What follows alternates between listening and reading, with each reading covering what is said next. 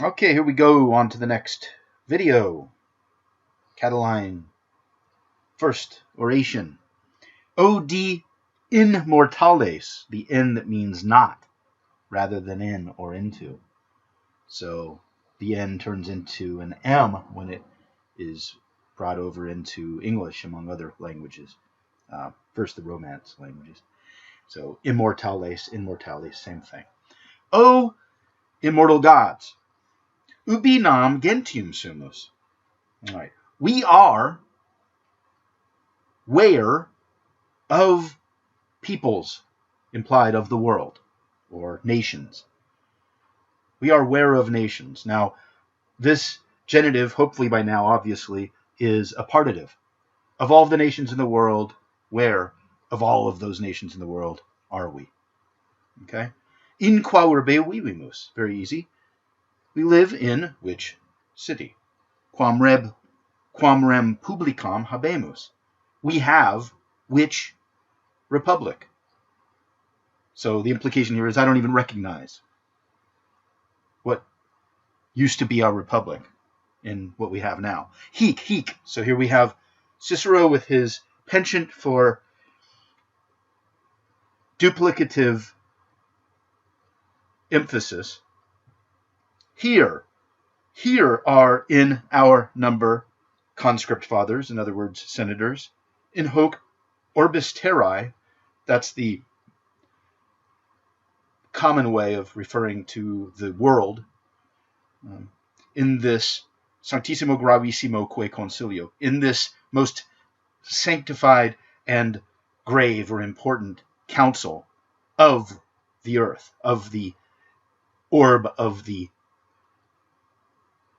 earth, literally. Qui de nostro omnium interitu.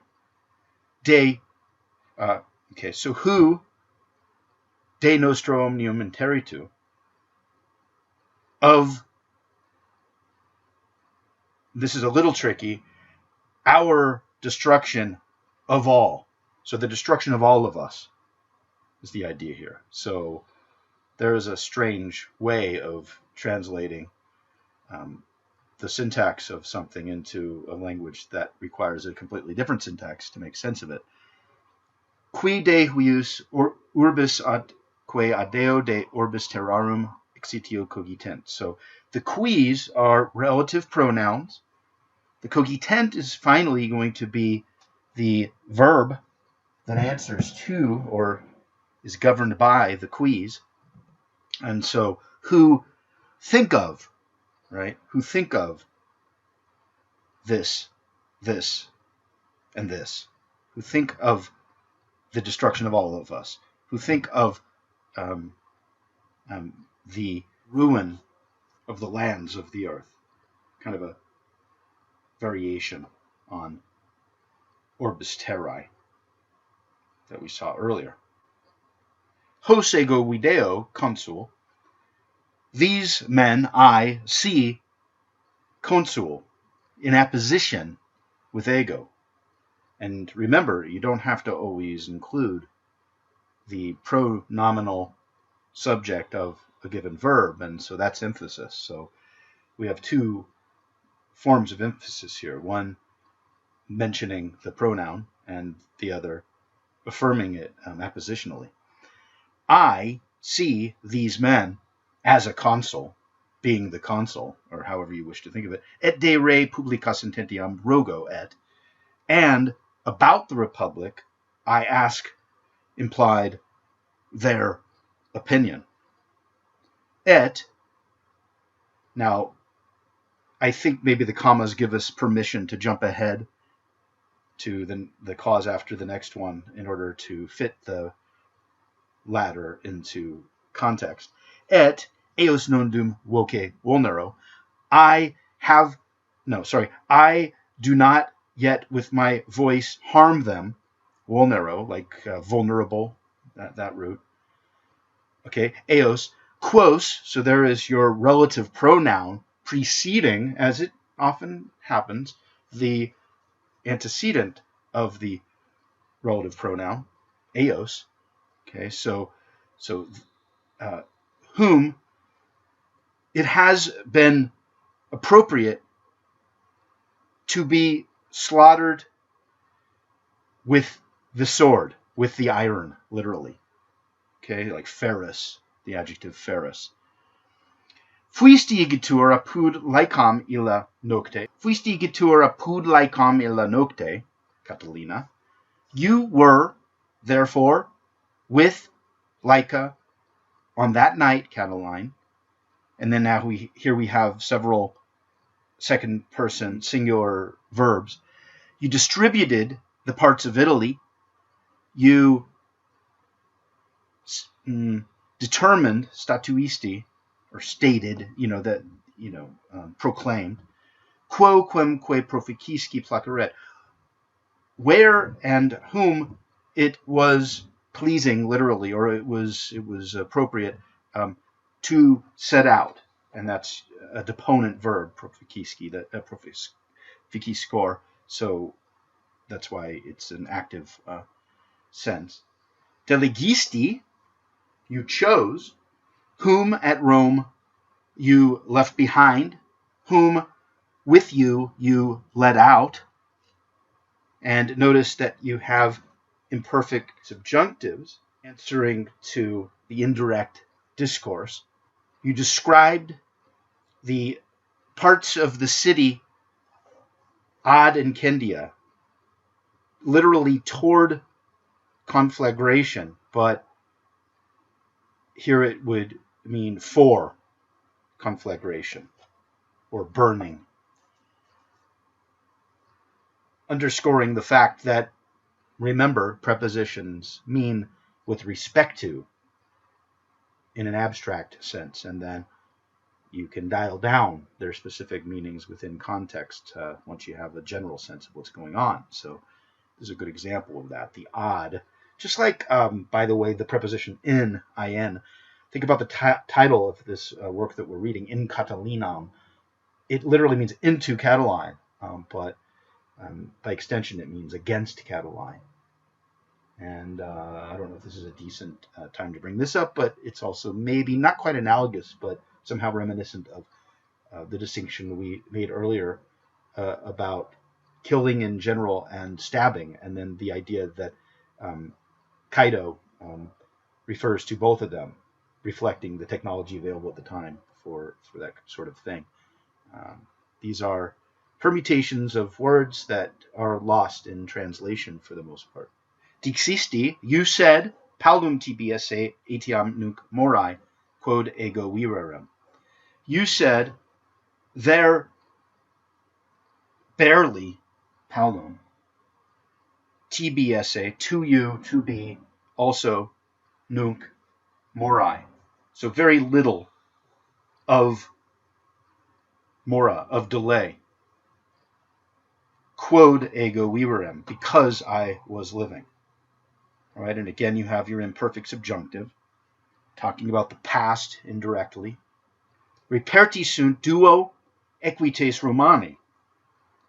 Two equites, an eques comes from not quite as noble a background as Cicero's competitors, and that's the big deal about him being an eques and making it to the Senate anyway.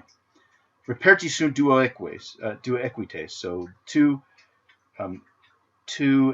equites were found, Roman ones, if you wish, or duo Romani equites would be the way it was if you didn't really want to bring out the fact that we're talking about Roman equites. You almost expect a comma there, really, because of that emphasis. So however you want to deal with that. Two Roman equestrians were found, qui, relative pronoun antecedent Romani, te stacura liberarent et, and then we'll get to what follows the et in a little bit, who were freeing you from that care. So we have an ablative of separation, a classic one here, separating, reflecting the nature of the verb to liberate. And we're promising. Now, promising what? What do you expect? You expect a phrase. promising something to happen or someone to do something. The interfecturos, that's an active future participle of interficio, so to kill. So themselves, to be about to kill me shortly before the light in my bed. Now, although that's correct, you may need to play that back and look for the relationships between the words and how that syntax works. Suffice it to say, however, that do notice that we have some prepositional things going on that can really help to demystify it. Ante lucem, or Paulo ante lucem. Right? Me, in meo lactulo.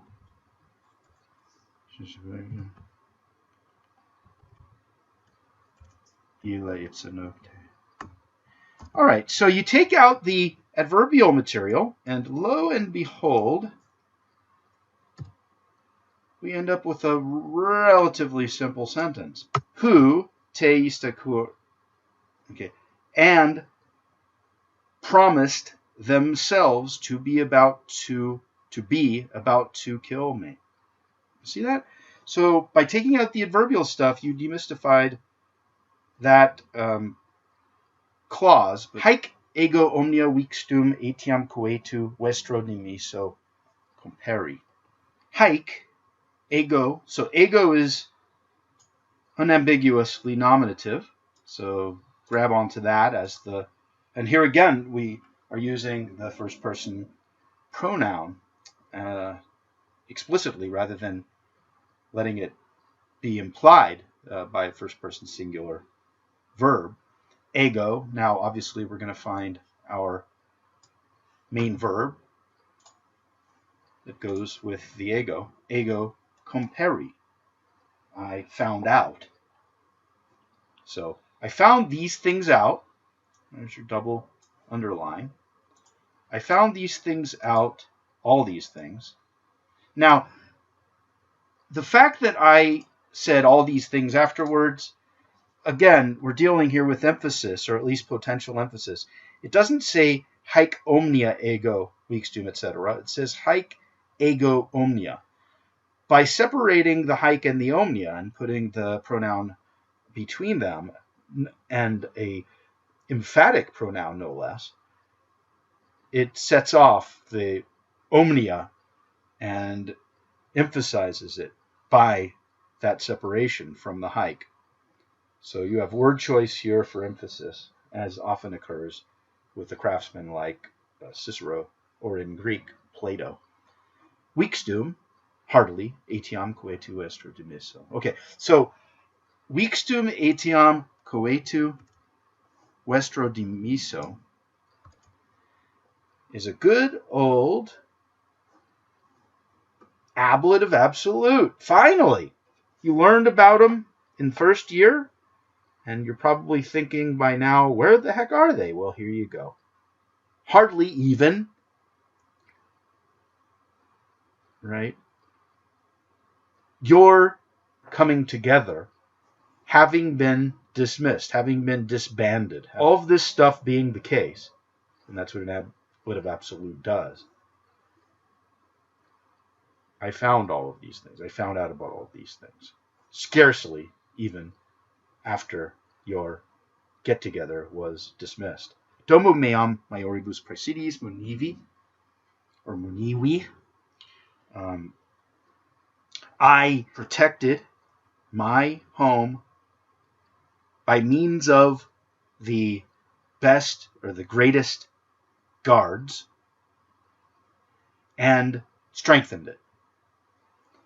Exclusieos, I excluded those, I left out those, whom you ad me salutatum mane miseras. Although miser is an adjective that means pretty much miserable, here you have a faux ami, as they say in French pedagogy, something that looks like that but really isn't. This is nothing but misi, right? The third principal part of mito. You had sent. So whom you to me had sent salutatum mane, to greet me in the morning. Now, here you have the first of two in this particular section, accusatives that are adverbial, as really accusatives tend to be even when they're direct objects, as I've already talked about. And so, with respect to greeting in the morning, you see. So there's an accusative that, again, illustrates the fact that accusatives have a kind of adverbial tinge to them, irrespective of whether they're linked up, say, with a preposition in patriam, into the patria, for example, or stand alone and as either direct object or, in this case, yes, you guessed it, a supine. Another first year Latin thing that you've learned about that now you have finally found an example of. Cum illi ipsi vini sent, when they themselves had come. Whom, here we go again, with another relative pronoun, the antecedent being ipsi. Whom I, now, multis hoc summis viris, with many and the highest powers, ad me id temporis, venturos esse predigen, had predicted, okay, so whom I, and then the praedixeram, had predicted, right, what? Venturos esse, to be about to come, ad me, toward me, with the implication of pretty much against me, id temporis, there we go again. Another accusative, something like with respect to that of time.